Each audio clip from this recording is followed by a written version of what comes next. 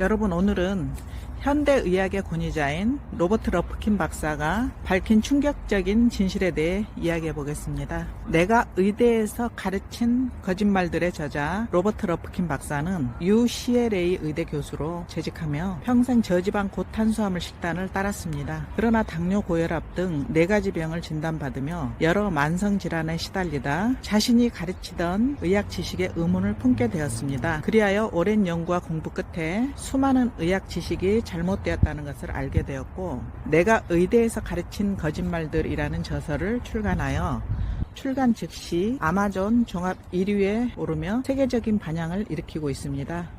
우리가 알고 있던 비만과 당뇨에 대한 상식, 과연 맞는 걸까요? 내 건강을 병원이나 식품회사 등 제3자에 의지하지 말고 일반 상식의 틀을 벗어나서 스스로 건강을 공부하고 관리할 수 있기를 바랍니다. 저와 함께 맨발 걷기를 하시면서요. 도대체 우리는 어떤 거짓말에 속고 있는 걸까요? 모든 콜레스테롤은 건강에 해롭다. 모든 칼로리는 동일하다. 모든 과일 주스는 건강에 좋다.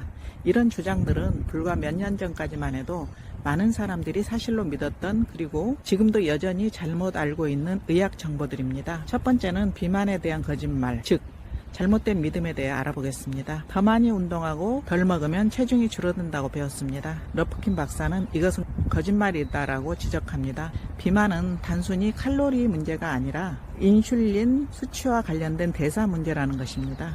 우리는 대부분 비만은 열량을 지나치게 많이 섭취해서 생긴다고 생각합니다. 그러나 조금은 맞고 많이 틀린 상식입니다. 열량 자체만으로는 비만을 일으키기 어렵습니다. 러프킨 박사는 열량 자체만으로는 체중 증가를 완전히 설명할 수 없다라고 말합니다.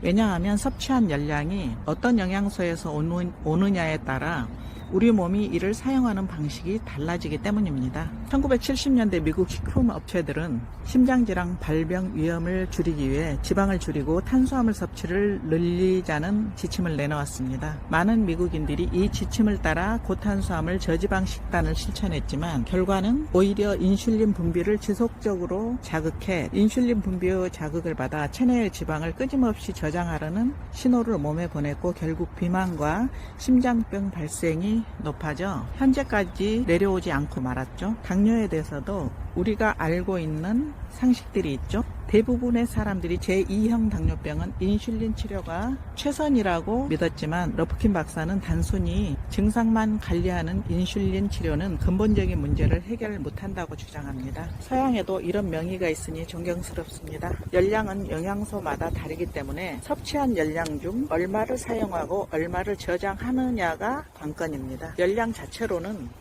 체중 증가하기는 어렵다고 러프킨 박사는 말합니다. 얼마를 먹고 얼마를 태우는 데 있다. 이를 좌우하는 호르몬이 인슐린입니다. 인슐린은 주로 열량을 지방으로 저장하도록 세포에 신호를 보냅니다. 호르몬이 분비되면 몸은 섭취한 열량을 지방으로 저장하기 위해 살이 찌게 만들고, 인슐린이 분비되지 않으면 몸은 섭취 열량을 모두 소모해서 살이 찌지 않게 됩니다. 그리고 인공 감미료 수크랄로스는 인슐린 수치를 20% 올리기 때문에 탄산음료 섭취는 비만과 당뇨에 치명적일 수밖에 없습니다. 설탕 및 설탕 관련 감미료는 식단을 구성하는 일반인뿐만 아니라 당뇨인들은 더욱더 멀리해야 할 식품인 것입니다. 식단을 구성하는 탄수화물, 단백질, 지방 중 인슐린을 자극하는 정제 탄수화물과 가공식품을 줄이고 건강한 저지방을 섭취하는 방식이 당뇨 개선에 더 효과적이라고 강조합니다. 러프킨 박사는 어머니가 영양사였던 덕분에 보건기관의 권장식단을 철저히 따르며 자랐습니다. 그러나 시간이 지나면서 오랜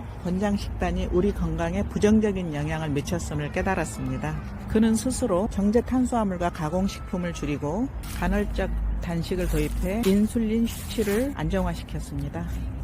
이 경험은 우리가 알고 있던 상식을 뒤집어 다시 한번 생각해 봐야 할 이유가 되었습니다. 여러분, 오늘 살펴본 내용처럼 우리가 당연시했던 건강 상식에는 많은 오해와 거짓말이 숨어 있습니다. 러프킨 박사의 경험은 우리에게 내 건강은 내가 지켜야 한다는 중요한 메시지를 전달합니다. 식습관 개선과 함께 반드시 맨발 걷기를 실천해 보세요. 건강한 삶은 어렵고 힘들 필요가 없습니다. 쉽고 간단한 맨발 걷기가 답인 것 같습니다. 오늘 영상이 유익하시기를 바라면서 다음에 뵙겠습니다.